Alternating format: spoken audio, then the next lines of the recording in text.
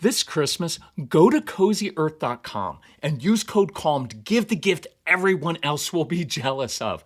Cozy Earth loungewear is the kind of soft that makes you rethink every other piece of clothing you own.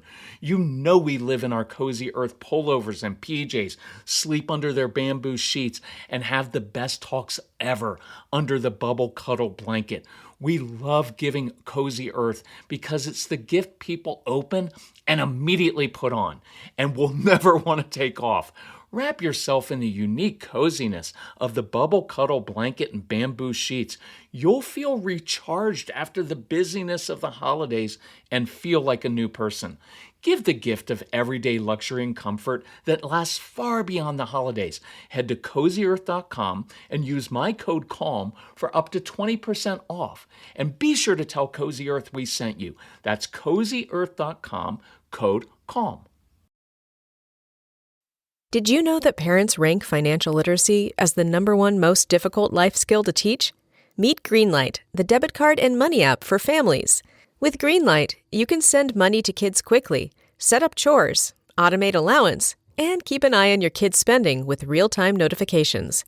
Kids learn to earn, save, and spend wisely, and parents can rest easy knowing their kids are learning about money with guardrails in place. Try GREENLIGHT risk-free today at greenlight.com/Wondery.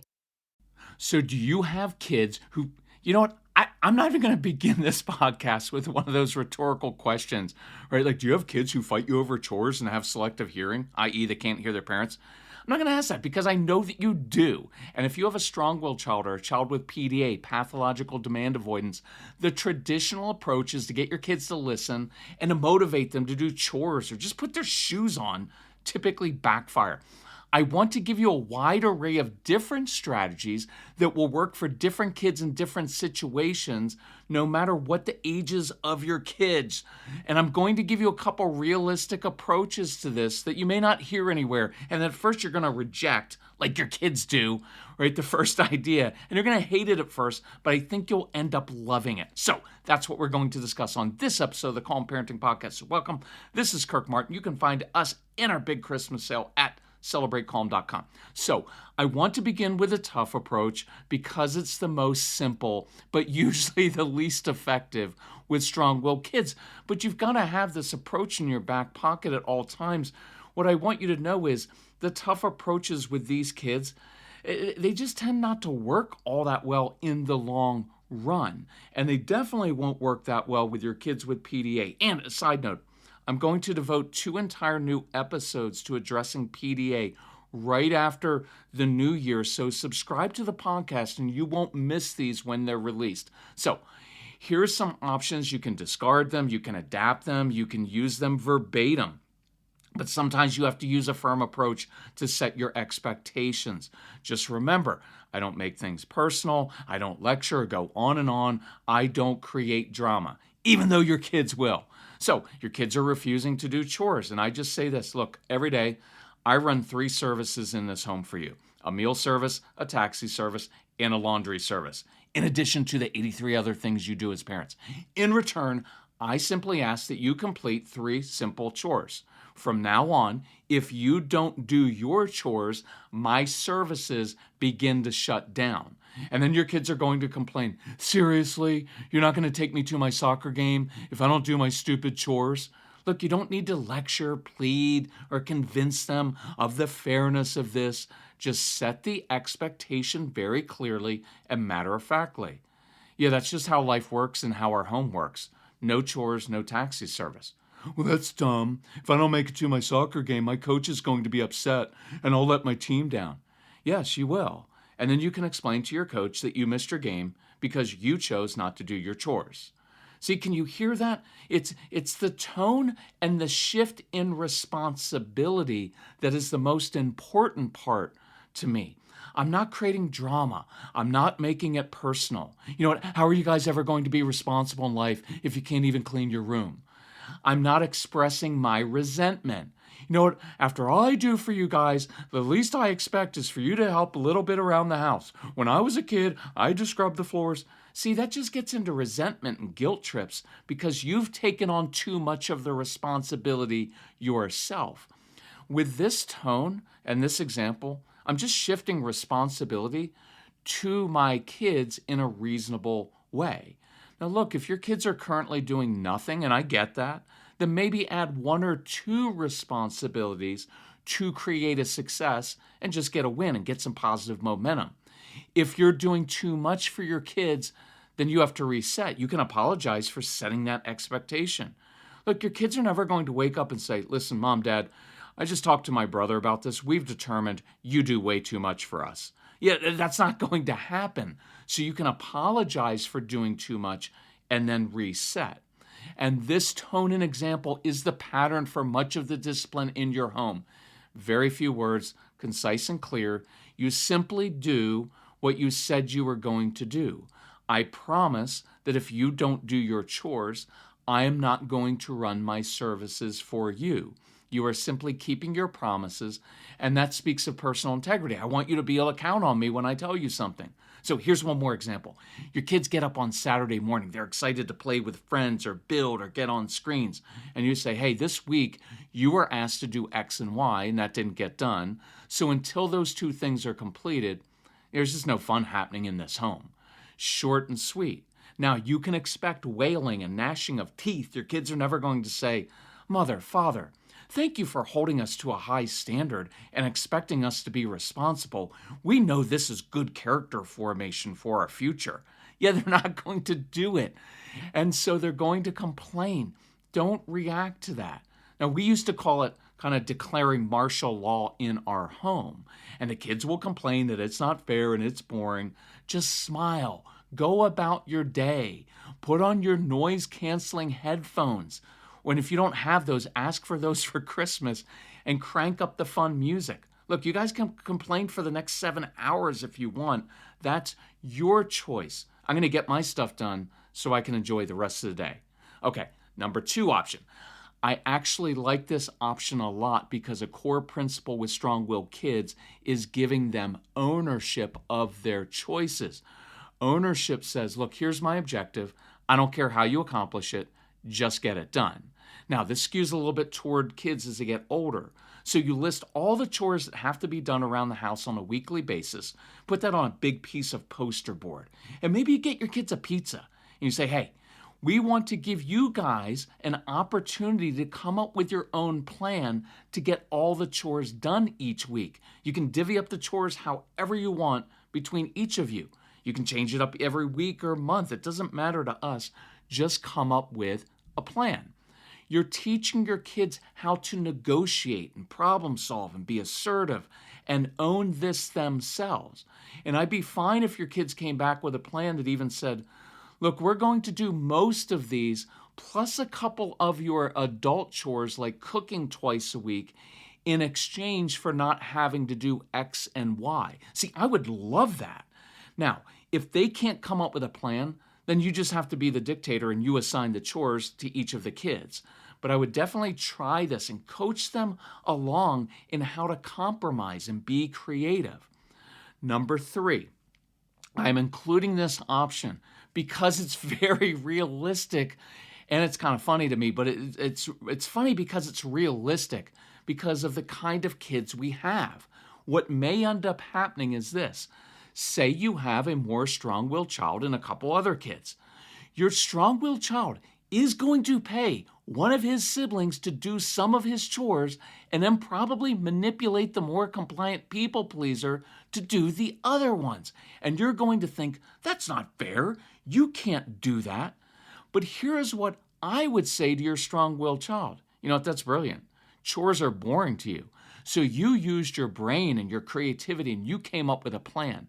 See, you're really good at earning money and probably stealing it from my pocket sometimes. But you decided, leave out that part. So you decided to pay your one sibling money to do your chores. That's called delegation.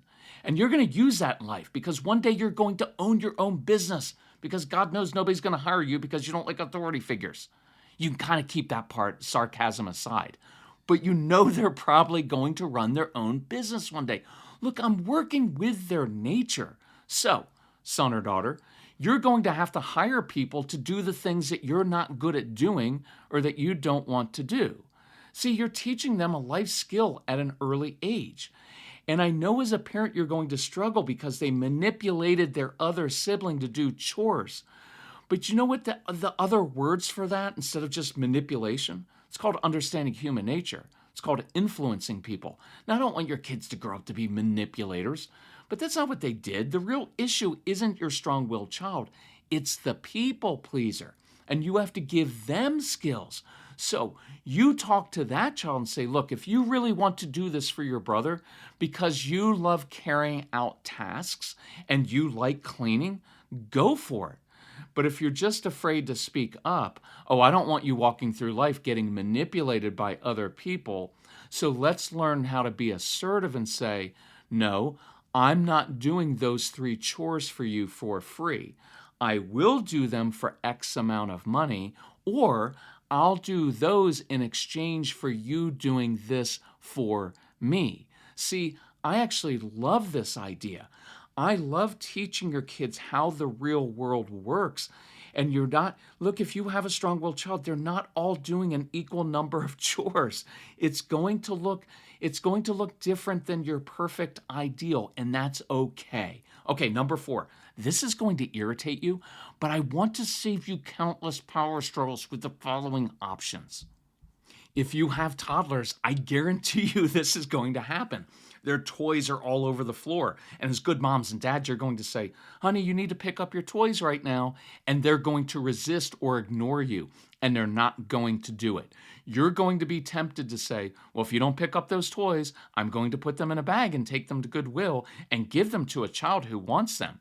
And the strong-willed child will call your bluff. You will look out the window 10 minutes later and see your child walking down the street lugging a bag filled with toys to the local Goodwill.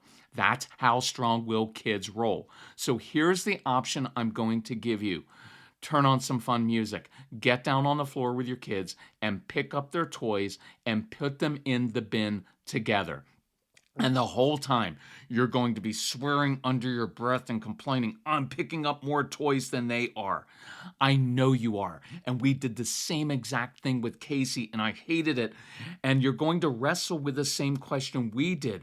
Well, if we do this, aren't we going to create an entitled child who never learns how to be responsible? And the short answer is no. Now, if you do that their entire childhood and never ask them to do anything, and if you give them lots of things or whatever they demand whenever they want it, then yes, you will create a monster. Make sure your kids always have even a small investment of their own money or time in anything special they buy. But just model being a hardworking, responsible person, and your kids will inherit that DNA, though inside that those kind of traditions of your home.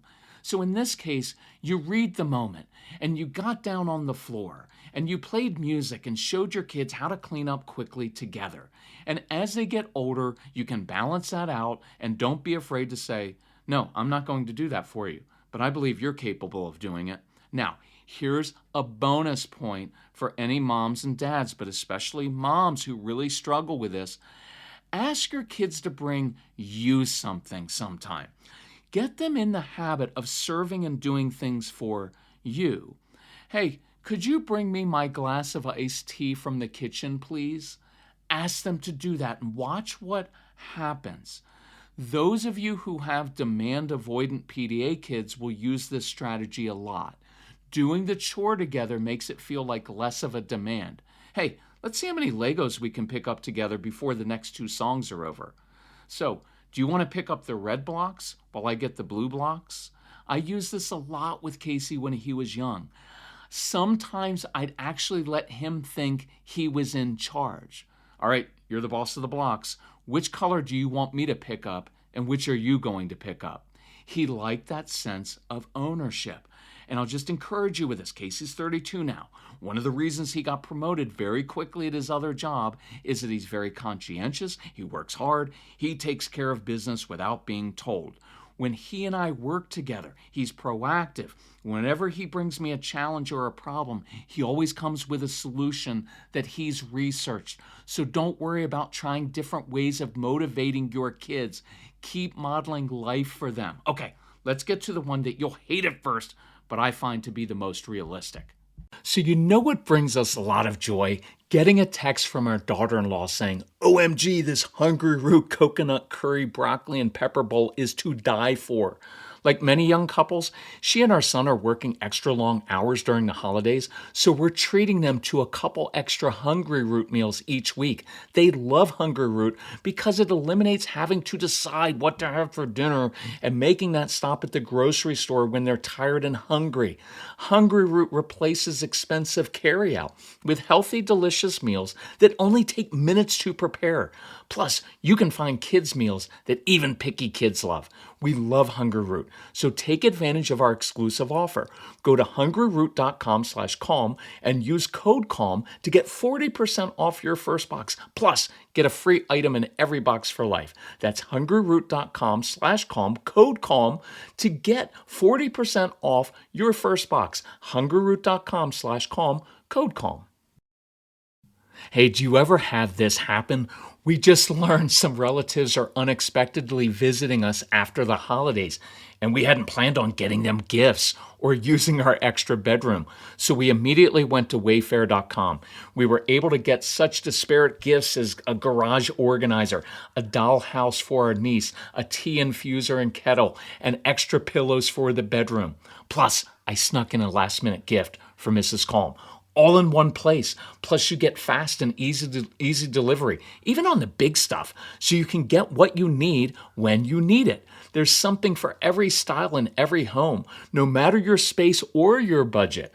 Get last-minute hosting essentials, gifts for all your loved ones, and decor to celebrate the holidays for way less. Head to wayfair.com right now and shop all things home.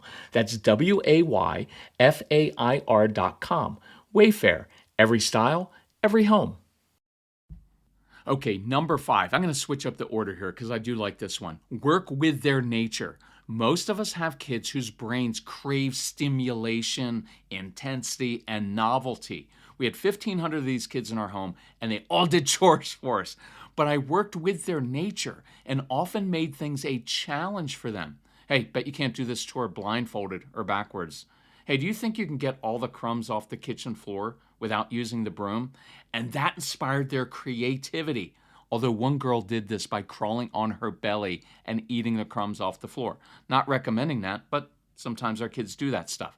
Sometimes I appealed to their ability to fix things. So instead of saying, you need to clean this disgusting gunk out of my sink, which also backfired because I used the word clean, which is a 4-letter word to our kids. I'd call them in and I'd ponder this problem. I'd say, you know what, I haven't been able to figure out how to unclog this sink. Oh, well, I guess I'll have to call a plumber. And sometimes I would say, or do you think you could figure out a way to do this? And then they'd use these little pipe cleaners or other ways to get disgusting gunk from the drain and not mind it at all. Why? Because I didn't demand that they do it. And I was actually appealing to that, their nature, which is these are kids who see patterns. They like to problem solve and tinker and figure things out. By the way, little weird side note. I rarely use the word clean or chores with kids. I'll call it a mission or a problem I can't figure out. Just like you should never ask your kids, hey, ready to go to bed? Of course they aren't. And the word bedtime is a trigger for the day is over and I'm not tired. But if and it's a trigger for I'm going to fight you for the next hour while mom and dad are most tired and frustrated. And then you're going to put me to bed and everybody's going to be angry. So we don't want that.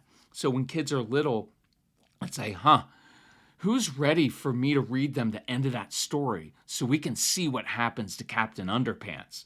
See, it was a way to get them in bed, and they knew that we read before bed. So with my PDA kids, and my son and I test kind of in the mid-range for that, I would say things like this using a more indirect or playful approach. Instead of telling them to clean your room, I'd say, hey, I wonder how fast your rocket ship team could get these toys back to base. Or, hey, do you think the laundry basket is hungry for socks today? You're reframing the situation from telling them what to do to making it a game, letting them using their problem-solving skills, sparking their curiosity. And remember as well, reduce the complexity and friction to get things done. Look, I'm responsible for cleaning the bathrooms in our home, but I tend to do it when the mood hits me, like right then. And if I have to walk all of 18 steps to the kitchen to get the cleaner or roll of paper towels, I just won't do it. I am perfectly fine with you judging me for that because I would too. It sounds kind of stupid, but I know myself and I know these kids. So you reduce the friction and make it easier to work with momentum. So I keep a cleaning caddy with all the supplies under each bathroom sink. Look, if I lived alone, I'd probably keep them out so I wouldn't even have to open the cabinet. That's why I like putting a dustbuster in your child's bedroom. They can use it at any time rather than having to lug a big vacuum cleaner to their room. The point is, it helps to understand and work with your child's nature, so be flexible, including looking at chores the following way. This is number 6, and the one I really, really like. And I think it's a good option when you have a strong-willed child. Now, look, I've joked before that Casey was virtually useless for us in our home as a kid, but was and is always amazing for other people outside the home. And that's what you're raising your kids for. You're raising your kids not to be kids when they're 23, but to go outside the home and be responsible in the real world. And chores were always a big power struggle with him. So we step back and say, okay, what's the purpose here? And it's so kids contribute to your family. It's so they learn how to do things they don't want to do and be conscientious. And we had always said we're raising Casey not to be a good kid or even a well-behaved child, but a responsible, respectful young man who operates well in the world on his own. So, we decided to expand the boundaries of what we considered acceptable chores for Casey. So Casey routinely went to this older couple's house down the street and he helped them with miscellaneous chores that they struggled with. They loved him and he loved them. He was being responsible and respectful. He was serving other people. And that's what we were raising him to ultimately do in life, even if he didn't do that well at home for us. And you're going to have to wrestle with that because you're going to be like, oh, they need to do this. And I want you to know this is an option. So he was a physical sensory kid. So although he didn't like doing chores inside, he would dig holes, pull weeds, shovel mulch, do landscaping type work.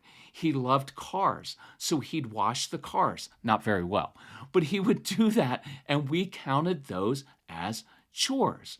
We used to go down in downtown Nashville on Friday nights, and we'd feed homeless people.